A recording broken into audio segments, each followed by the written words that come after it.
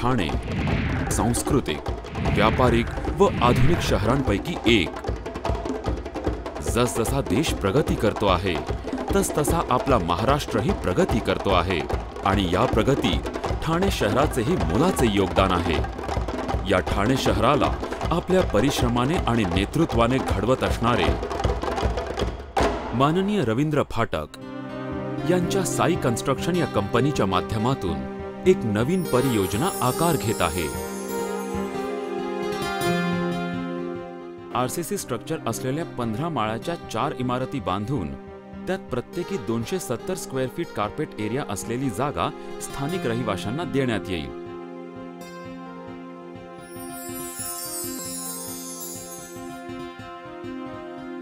त्या जागेत उच्च दर्जाचे फ्लोरिंग,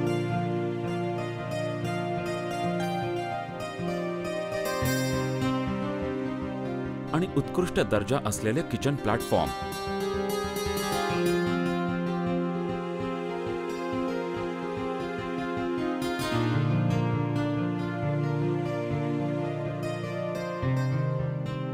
यासारख्या इतर अनेक आधुनिक व सुखसुविधांयुक्त शयनगृह घरे पुरवण्यात येणार आहेत।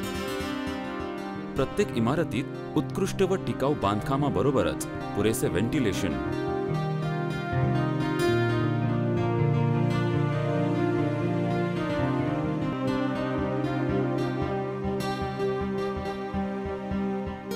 दोन लिफ्ट व 2 स्टेअरकेसही उपलब्ध करून देण्यात येतील। प्रत्येक इमारतीत लहान मुलांसाठी बालवाडी, सोसायटीचे स्वतःचे ऑफिस आणि वेलफेअर सेंटर असेल। प्रत्येक इमारतीच्या परिसरात दुचाकी व 4 चाकी वाहनांसाठी पार्किंग लॉट उपलब्ध असेल। येथील रहिवाशांच्या धार्मिक भावना लक्षात घेऊन या परिसरात बऱ्याच वर्षांपासून असलेल्या मारुती, गणपती व साईबाबा या देवळांचे आणि बुद्ध विहार व वाल्मिकी समाजाच्या मंदिराचे नवनिर्माण करण्यात येईल। गेल्या कित्येक वर्षांपासून या परिसरातून वाहणाऱ्या नाल्याचे सुनियोजित पद्धतीने पुनर्बांधकाम करण्यात येईल।